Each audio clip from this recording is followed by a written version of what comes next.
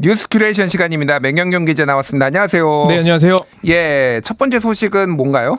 R&D 예산 역대 최대입니다. 예, 뭐 R&D 예산 뭐 작년부터 시끌시끌했는데, 그러니까 외환위기 때도 삭감을 안 했던 영국의 이공계 연구개발 예산이 지금 지난해 굉장히 많이 삭감이 돼가지고, 그러니까 지난해에 책정을 하고 올해 예산이 이제 삭감이 된 건데, 지금 삭감 전 수준으로 복구됐다라는 소식이 있는데 좀 설명해 주시죠. 예, 오늘 이제 과학기술정보통신부와 대통령실에서 관련 발표가 있었고요.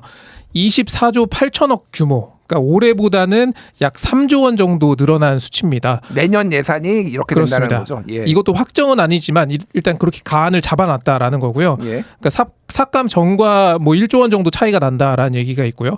그래서 과기부에서 발표를 먼저 하고 대통령실에서 브리핑을 했는데, 박상욱 과학기술수석은 13.2%가 늘어나는 것으로 내년도 정부 총 예산 증가율이 4% 선으로 예측되는 걸 감안하면 재정 여력이 정말 없는데도 최선을 다해서 큰 폭으로 증액한 것이다, 이렇게 얘기를 했습니다.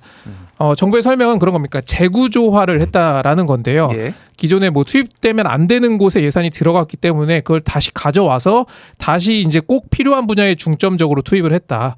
그래서 예산 수준은 좀 비슷하더라도 내용이 전혀 다르기 때문에 복원이나 회복이라는 표현도 적절하지 않다, 이런 얘기를 하고 있습니다.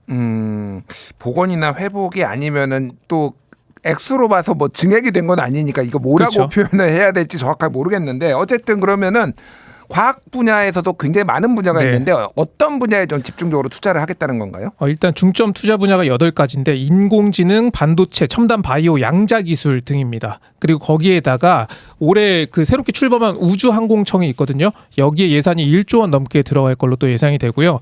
소형 모듈 원전 SMR 그 차세대 원전 기술에 대해서도 올해보다 2배 이상 늘렸다라고 설명을 하고 있습니다.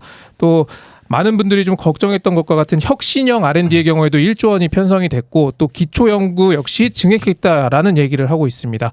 뭐 이런 예산은 이제 기재부 검토와 국회 심의를 거쳐서 최종 확정될 예정입니다. 예, 뭐 이렇게 증액됐다는 소식은 뭐 반갑기는 한데, 이거에 대해서 좀 다른 시각, 이견도 좀 존재하는 것 같아요. 그렇습니다. 대통령실 설명을 보면 선택과 집중을 했다는 거거든요. 그 말은 삭감되는 부분이 분명히 있다라는 말로도 해석을 할 수 있습니다.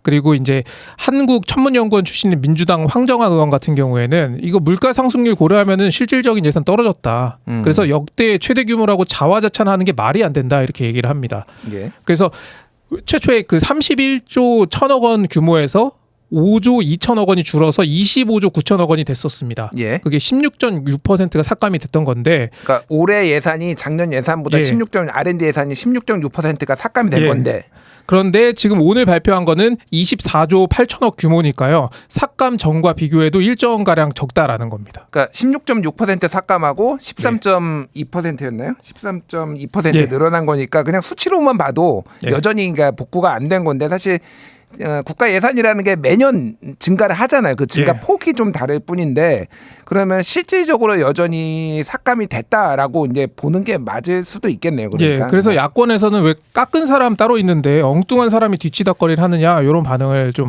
내고 있습니다. 그리고 또 그 황정아 의원 같은 경우에는 이 R&D 투자 규모가 대기업에 몰려 있는데, 이게 이제 R&D 예산이 삭감됐기 때문에 중소기업은 이 R&D를 더 하기 어려워지는 상황이다, 이런 지적을 또 하기도 했습니다. 예, 뭐 대통령실에서는 R&D 예산 삭감에 따른 실직자가 증가한 것이 매우 유감이다, 뭐 이런 입장도 이제 발표를 했는데, 워낙 이게 지금 과학계가 난리가 나고 여론이 안 좋고 하니까 이런 좀 조치가 있었던 것 같습니다.